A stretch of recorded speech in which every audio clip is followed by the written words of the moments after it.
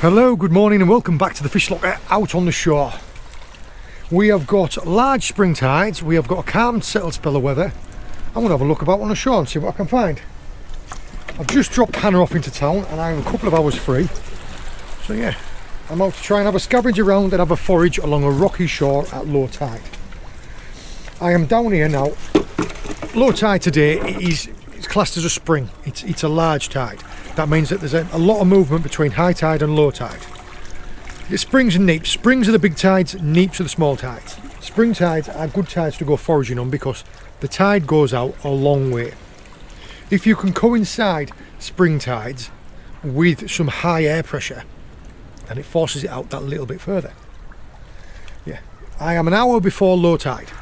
So the tide's going to be going out for another hour and all I'm going to be doing is I'm just looking along all the little cracks and crannies and underneath all the rocks and bits and pieces with my foraging hook. Oh, these are one of my favourites. These there is a snake locks anemone. Bring it to a little more water to show you.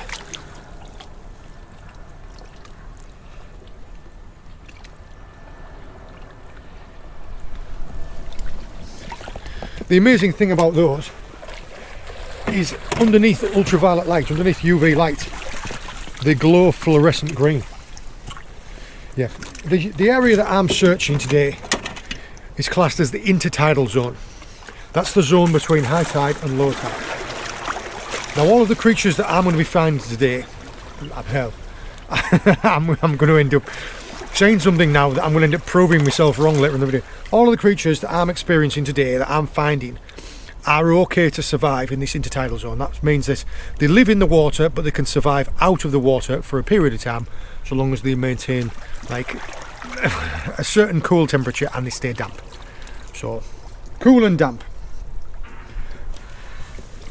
Flick this rock up. This rock's got some sea lettuce on it, and this is bunny ears, and we've got. This is actually, we're coming into a really good time of year to harvest seaweeds.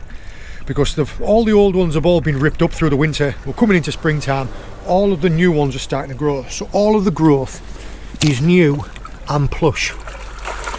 Now this sea lettuce, this Ulvaloctoca, all seaweeds are technically edible because there aren't any toxic ones. Some are nicer than others. This Ulvaloctoca, this sea lettuce, it's nice raw, it's nice dried, it's nice. It's just like salty kale, salty greens.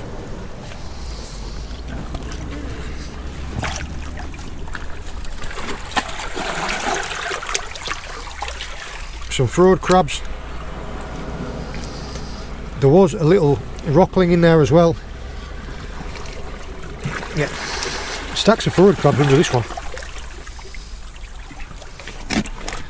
And what have we got on here? Some little porcelain crabs. There's one crawling around.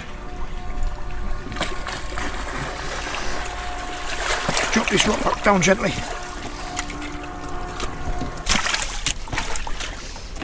Other than little interesting things and bits and pieces, little small creatures, I'm looking for crabs and lobsters. That would be like ideal. Showing you a little bit closer. These are your bunny ears. These are your pepperdulls. You've got your sea lettuce. That there looks like devil's tongueweed. Higher up you've got your racks. These look like serrated rack. Yeah, they are. Tell it's serrated rack because the edges are serrated like a saw blade. Hanging on to these area rocks, I mean there's next to no shelter other than the cracks and the crevices. So hanging on to these rocks here, you're just going to find barnacles, little winkles. These are like purple top shells, limpets and barnacles. Anything that's living up here has to hang on tight, otherwise the waves wash them off. So you're unlikely to find anything big up there because the larger your surface area, the more of the wave action you catch, so the more likely you've got to getting pushed off the rocks. We're looking for things hiding underneath the rocks and down in the crevices. Right here. That's a perfect example. Just grab my torch. There is a brown edible crab. See it? Hiding down at the bottom of that cave. There's a scallop. There's another little brown edible crab. You see it hiding up at the bottom of those cracks and crannies. And down here That's a good looking one. That's a good looking hole right there. You know, I might have a crab or a lobster living in that. Give that 10 or 15 minutes for the tide to go down. We'll have a good look at that.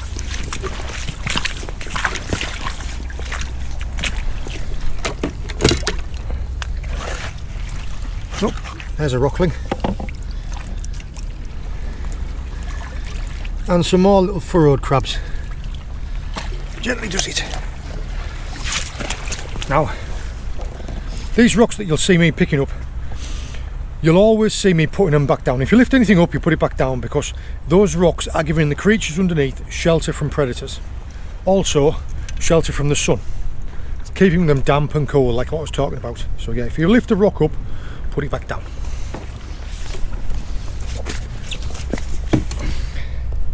High up here on the tide line, where there is next to no shelter, you're seeing that all of the rocks are all quite bare. They've just got little pink coral weeds. As you start getting further down the tide line, the seaweeds start getting larger. So you've got your serrated racks, starting to see some kelps, and then these are the starts of thongweed. Now when these start out, they start out as like a little blip, like a little blister. Then they turn into a toadstool. Then out the middle of a toadstool grows a thong. That's thongweed, also called sea spaghetti. And these here, these kelp. Now, this is, take a second, that there, these kelps is synonymous with being down on the shore side for me. It's the you can smell them. The smell of those kelps is like a deep, rich, like iodine smell. I love it. It takes me straight back to my childhood. Now they did used to harvest these. They did used to harvest these kelp for the iodine. It's still now good if you see any washed up on the shoreline, putting it on your garden for fertiliser. But yeah, golden kelps. We're starting to get down into the lower reaches of the tidal zone. The tide's going to go out for maybe another 3/4 of an hour now, and we're going to see it drop down, so it's right on the edges of the low tide line where we're most likely to find the creatures of interest. But we're still looking in all the areas, like the little caves, like that.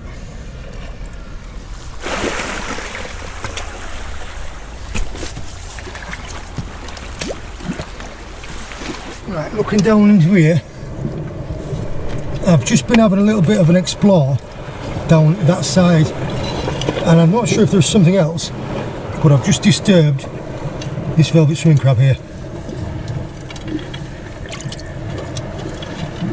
You coming back?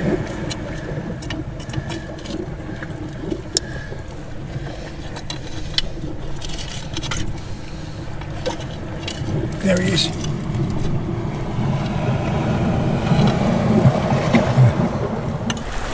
So yeah, right down in all the cracks and the crannies, right at the low tide line. Whoa. Here's a nice big flat rock. Let's have a look.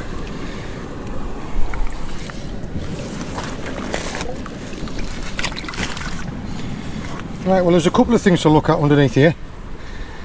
I'll show you with the other camera. Right. Immediately we've got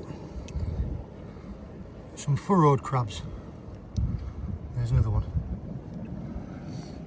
Looking around on the bottom in the sand where a few more little ones.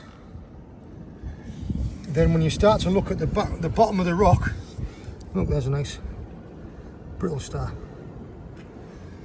When you look at the bottom of the rock, there is some form of, that'll be a nudibranch. There is a little tiny cushion star. Oh, I love these, I think they're beautiful.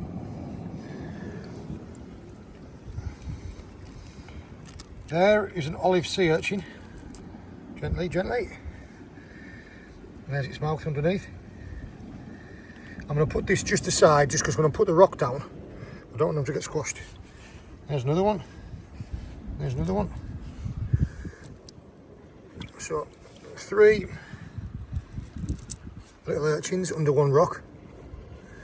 Now they eat seaweed. They'll move along with that little beak that's under there and chomp through seaweed. And all over on this rock, oh, there's a little scallop, there's a brittle star. There is another, I think actually that might be a little baby sea cucumber. Yeah, it is. That there is a tiny little sea cucumber. Put down there next to that cushion star. There are porcelain crabs everywhere. Another scallop. Oh, and another cushion star. Oh, hello. You were quite fast then. Shrimp. Right, gently does it. Gently does it. Right. See, they're safe. And now all I'm going to do is I'm just going to tuck them underneath. Didn't want to squash them when I put the rock back down. So put the rock down and then tuck them underneath. I don't know if you can see on this rock. All of these little tiny dots. See what's underneath it? Little squat lobster. All of these little tiny dots are the start of these. So in a month or so, all of this area, you aren't going to be able to walk on it for these. They're going to be absolutely everywhere.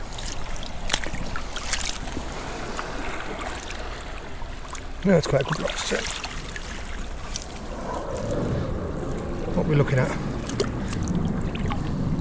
there, squat lobster and a furrowed crab. Going into my hand. Yeah, I've got you. I'll have a look at that with the other camera. Right. There's a porcelain crab. There's another one. There's another one. This pattern here is actually a colony. It's called star ascidian. There is another little cushion star, a little variegated scallop, and in my hand, doing his best to chew me up, is a little squat lobster. Up and he's away. Yeah. That there is called a stingwinkle. An entire ecosystem under just one rock. Incredible. Gently does it. There you go. And a completely different ecosystem on the other side of it. It is just absolutely fascinating. This rock here has been turned over at some point. You can see the difference. Look, that's the top. That's the bottom. This one has been turned over probably in the last tide. Now let me see.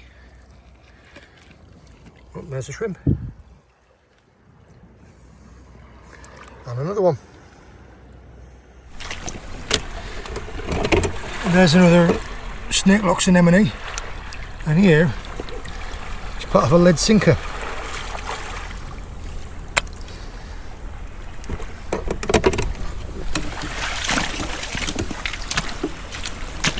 Oh, there's another one. But this one,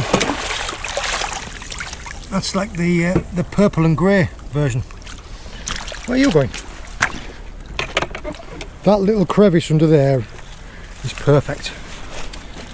Let's have a little look. A lot of seaweed. It's not a good sign.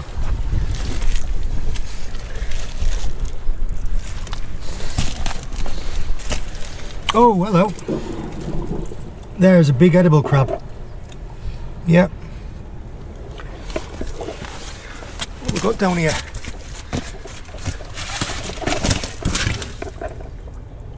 Another edible crab.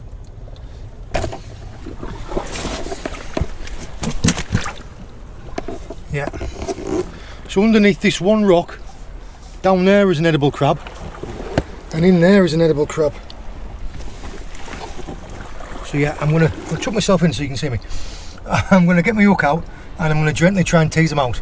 Now, edible crabs, brown edible crabs, they're very, very strong and they don't come out easy. So we'll see how this goes. You see it in there. What you got to do is try and get your hand behind it.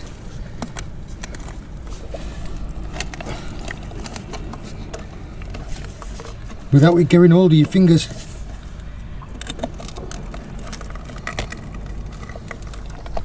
going to put the camera down, try and use 2 hands to try and save me losing a finger. I'll be right back. Yeah, look, I've got it part of the way out, but it's just that flipping strong that it's wedged itself in there. Yeah, I'm winning though. Right, there we go. There we are. That is a fair sized brown edible crab.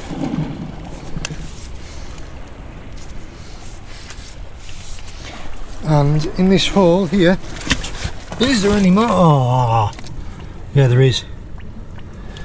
There's a little one at the back. What we have here, I'm ducking myself down, otherwise you just get a load of sun. I'm ducking myself down here so you can see me. What we have here is, this one is a male. This one's a male brown edible crab. You can see because of the narrow V there, down at the bottom. This one is a male. The one in that hole there, I am betting is going to be a female. She's probably going to be quite easy to get out as well in comparison. Yeah.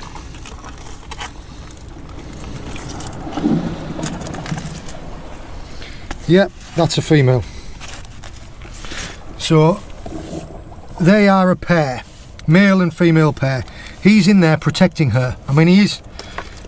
I'm not going to say anything about the fact that he's going out with someone a lot younger and smaller than him. It's up to his choice. But he'll be going to breed with her. So they're a breeding pair. The way that these crabs breed is, all crustaceans, all like decapods, have all got a hard exoskeleton. They've got a hard shell. In order for them to grow, they need to shed off their old shell and then absorb a load of water, swell, grow, and then harden it up. At these points in time when they're shedding their shells, they are the most vulnerable. Their breeding coincides with them shedding their shells. All the females don't shed at the same time as the males. The female, what she'll do is, if she's trying to sneak up away in here, these females, she is about, I can tell she's hard. She is about to shed her shell. This male here will protect her while she's shedding her shell. And almost as a reward for looking after her when she's most vulnerable, he gets to mate with her. So these two are pretty soon going to be mating, and she's going to be full of eggs. So I'm going to be putting him back. If he'd have been on his own, I would have just had him away. But yeah, he's looking after her to breed with her, and this is going to be important for next year's and subsequent years of stocks of brown crabs. So yeah, even though he would have been a nice one to take and there'd be some good meat in him, he's about to breed with her and he's protecting her. But it doesn't mean I can't have a go at getting you out. Nice. That one in there. Is there any more in there? No. This one here is an undersized male that's lost a few legs in the past. So yeah, too small. You can go back in there, lad. Go on. Away you go, back in there. So yeah, as it was, 2 undersized crabs, 1 size crab, but he's a mated pair. Right, you've had your photo taken. There's your missus, she'll be missing you. You want to get yourself back in there? I'm not going to do it for you, you're going to have to get in yourself.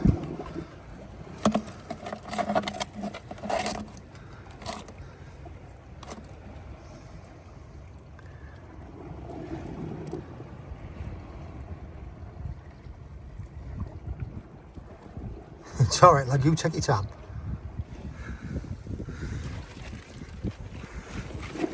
Give you and your missus a bit of privacy.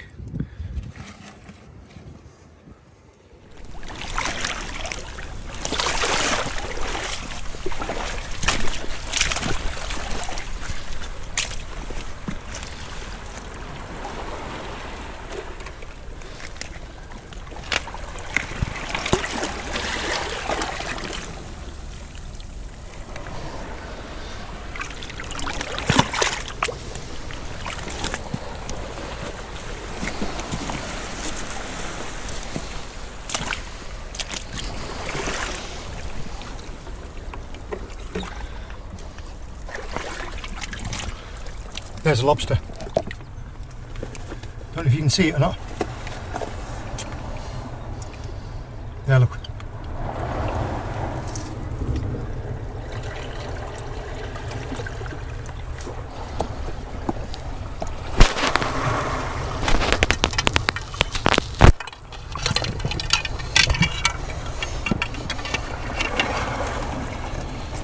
Sure now.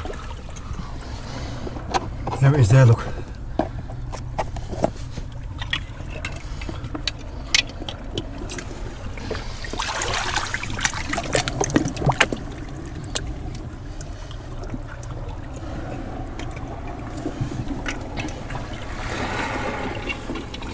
Come on, come to me, come to me.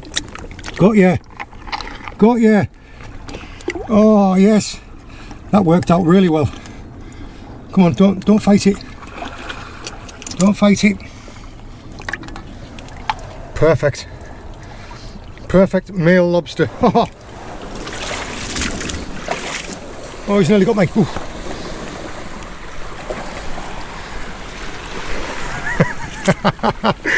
Oh, that was flipping perfect. Let me just take you over here.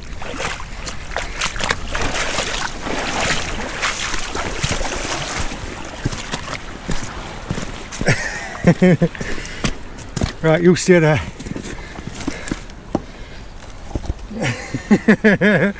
That was flipping perfect. Is that any better? Is that any better? Yeah, that's better. I was just walking up to the hole in the cave and I thought, oh, that looks like a good spot there. And it ran straight out. And then before it had a chance to run down the back of the hole, I managed to get, I hope I've shown you. Shone the light on it to dazzle it. And then got my hook behind it and it turned it round and it backed itself up into a corner, and all I had to do was keep shuffling because, oh wait, where are you off? Where are you going? But what you need to do is, if they're in a hole, their only dangerous part is from the front. So if they feel a threat here behind them, they'll try and turn round to face the threat. So by putting my hook to the back of the hole, he thought there was something in the hole behind him, so gave me his back and I've had him out. But yeah, that's 100 mil. There's a few bylaws pertaining to lobsters in my area in Cornwall. One of them is minimum landing size. They've got to be 90mm along the carapace, which is from the back of the eye all the way down this hard part to the back of there. 90mm. This guy is over 100, I know he is.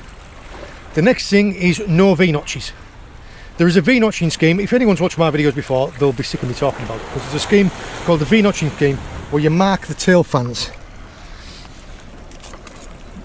Either this one or this one. And you mark them with a V. That marks it as a breeding fertile lobster. And the next one is eggs. You can't land a lobster that's bearing eggs.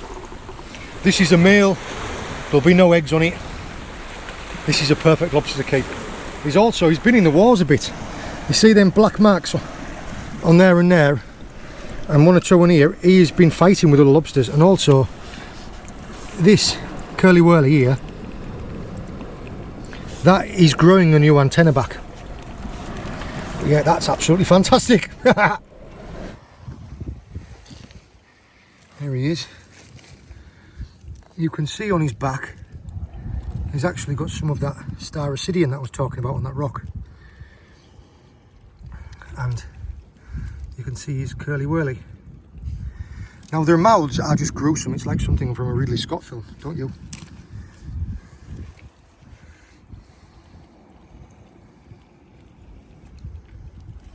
He's got some sporobis growing on his mouth, look. And you can tell that this is a male by those two dots there just above my thumb. And the tail fans different. These fans are different on a male and a female. But yeah, that is a perfect size lobster to take. You notice also that they have two different claws. They have like quite a dull serrated one that's bigger on one side, and a finer serrated one on the other side. So it's a crusher on the left and a cutter on the right. So with one claw it gets hold of things and kills it, and on the other claw, like a pair of scissors to cut it up.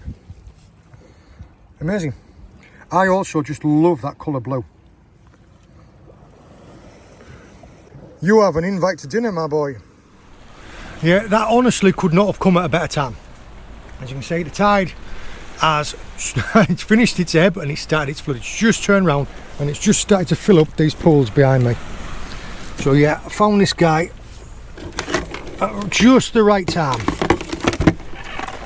You notice there how I pick them up. If you pick them up at the back of here, those claws, no matter how he tries, can't get you. But, and this is the exception, if you were going to get nipped by a lobster, chances are it's going to be a small one. The small ones just seem to have that little bit extra reach. The big ones are slower and they've got less reach and they're easy. The little tiny ones, they'll get you. So yeah, I've been nipped by plenty of them that are about 6 inches long. You just, yeah, they must just be like that little bit more double jointed. Aye. Brilliant.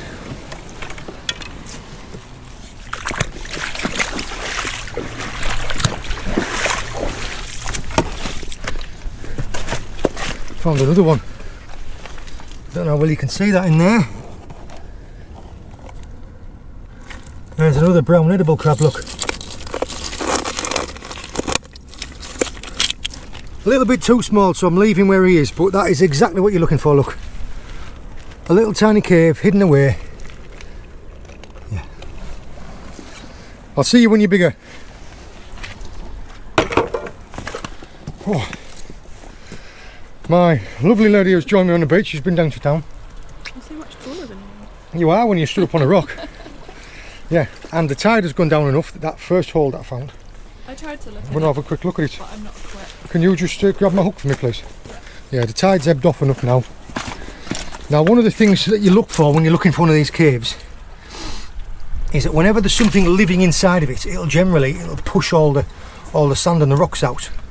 So seeing a little pile of rocks and sand like that outside of a cave is a really good indicator. And then I can see I can see a tentacle. I'm not sure if yeah there is. Yeah, there's a lobster in there. Don't know how well you can see it, but just at the back there, it might only be a little one. Yeah, it is. It looked like a little one. Yeah, there's a little one just at the back there. You can just see it waving a tentacle around. But yeah, that outside of a cave, or like little bits of broken shell like this, what we've got, little crab shells, is exactly what you're looking for. A little torch like this, a little waterproof torch is perfect. I'm expecting I'm going to have to go right to the length of my arms in this one. And the tide's coming back in.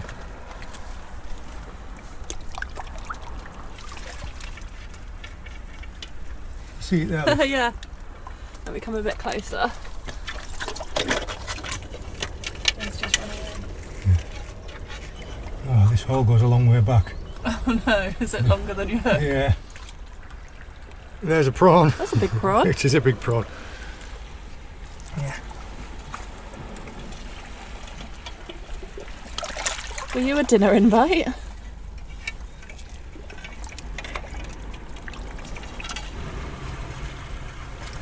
That's an interesting little one.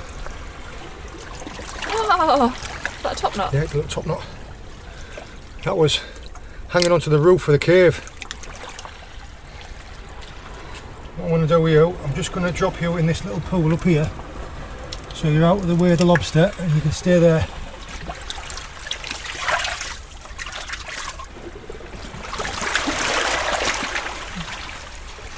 My sleeve's getting wet. Right, I was just about to call it because the tide's lapping up around me, and I stuck the hook right to the very back and just get a little bit of a tickle, and it just like pinched on the end of the hook. So just teased it out. Oh my god, it's like the prawn. Yeah, it was.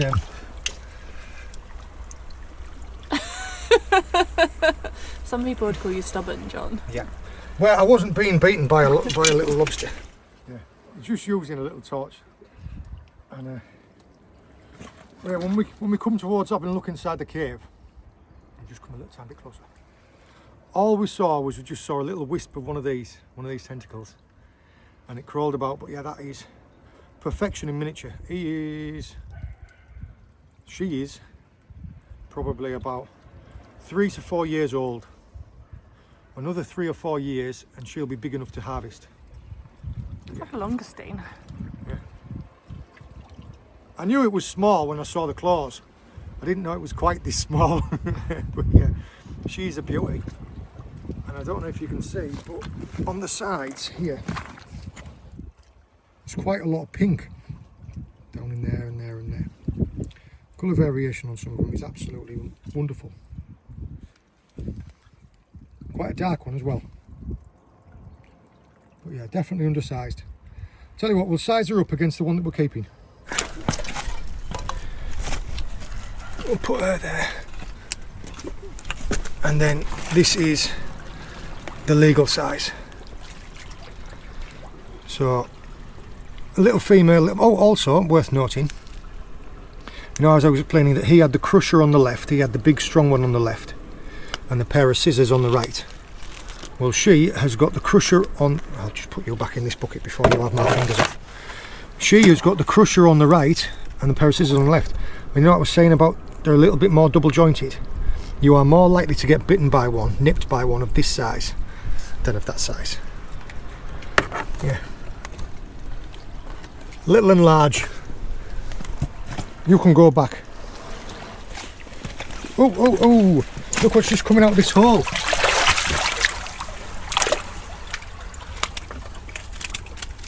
A bigger top knot. Right, you can go back. Go on, go back. No, go back. There. You can go back inside your hole. Oh yeah. Go.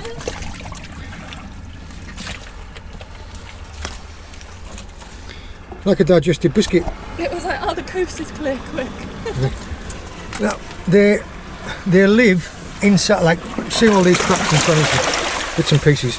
They live just up against them, like hiding in all these little crevices. But yeah, perfectly camouflaged.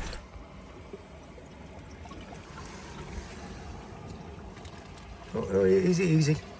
Where you go? No, you're going the wrong way. There you go.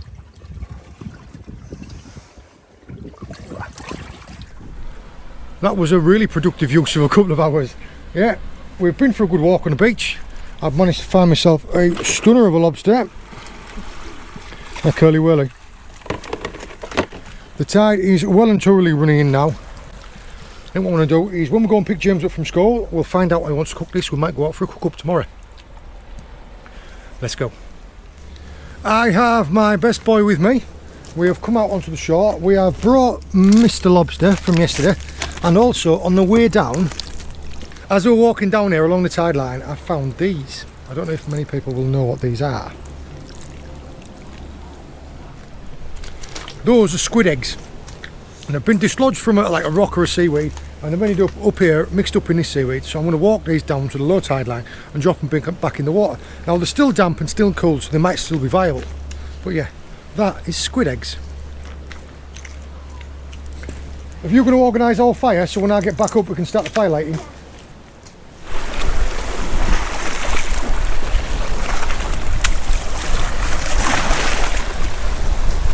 Aye. You never know, there's every chance. Good job. Absolutely right. Yes. There's ever so many different types of fires that you can build. This is one of the best ones for building a bed of coals. We are going to cook up Mr. Lobster on a bed of coals. Now, you build up a rough framework like this, and I'm going to take my knife out, I'm going to got a load of shavings, build up the inside full of kindling and build it up again. Yeah, we'll show you when it's complete, but yeah. Well done, James. Some people might not agree with me, but I think it's a very important life skill to have, to teach James in a safe environment how to respect fire. There we go, fire built. Lobster is sitting in there nice and happy. People who've watched our videos before will have seen me cook lobsters in a few different ways. James's favourite way is wrapping it up in tin foil and kind of like roasting it on the coals of the fire with a bit of butter. So that's what I'm going to do. I'm going to dispatch it, wrap it up in a bit of tin foil, wait for the fire to all die down to coals, spread them out and then cook it on the coals. In the meantime, I've sent James off for a little bit of a scavenger on the high tide line. When he gets back, I'll show you what we're doing.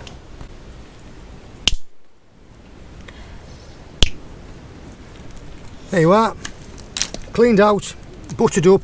We'll wrap them up now and get ready for the fire. Whilst we are waiting for the fire to die down to a bed of coals, James and I have set up a little bit of a shooting gallery. Who do you think's going to win, me or you? Don't forget it needs to be.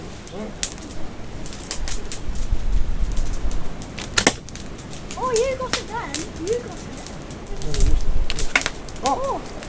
Shot.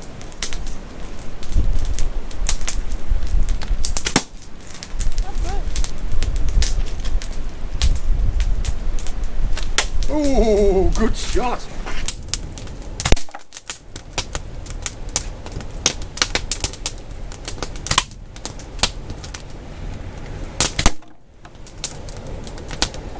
I'm going to move the camera before it ends up getting set on fire.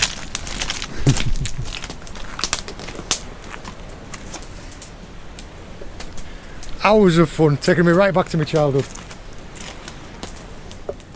That fire has died down to a nice bed of coals now.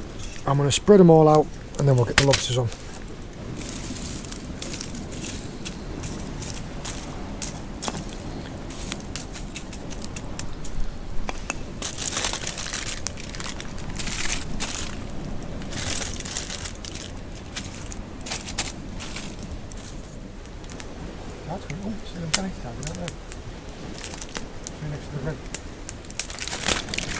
Oh, there's one.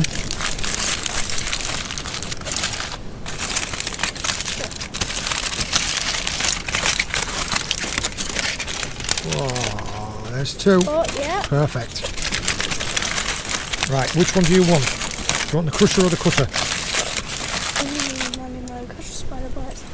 Be careful though, because he's going to be hot.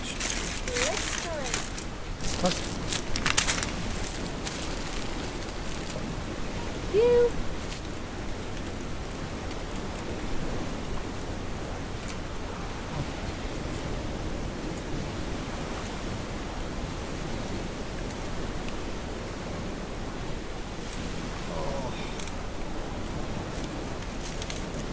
Okay.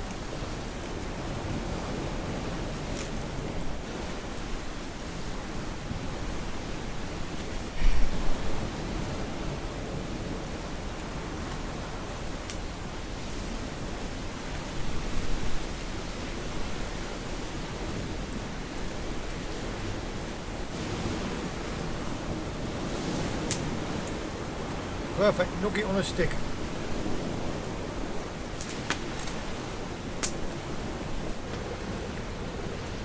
Right, well we've picked that guy clean.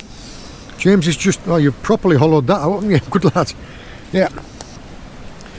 We'll take those little bits of empty shell down to the low tide line, tuck them under a rock so all the little crabs and blennies and gobies can have a feed through what we've left. Maybe, if there's a couple of little pieces of wood left, build this up and we'll cook some marshmallows. Marshmallows for dessert. Tell you what, it's getting cold now. Temperature's dropped. Sun's just about to go down. That's right, temperature's dropped. As soon as we're not sat next to this fire here, it's going to get cold. Go on then, marshmallow me. Just the one? Yeah, just the one. Just to start with. And then put one on top of it, like that. So it doesn't fall in the fire. Please, also sabotage. Looks pretty damn good to me. Yeah, that's fine. Right, now be careful because that is going to be hotter than the surface of the sun.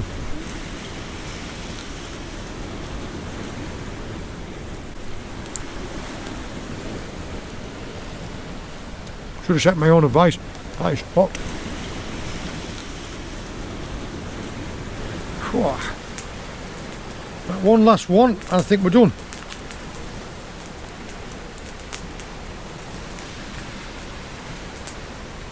Gonna have to start making tracks now because the tide's coming in fast. I hope you've enjoyed joining us. I hope you found it interesting. All the very best. See you later. If you enjoyed this video, make sure to check out the Fish Locker YouTube channel, where we have hundreds of videos from our adventures just like this one. We upload new videos every Sunday evening, so don't forget to click subscribe and we'll see you on the next one. Let's go.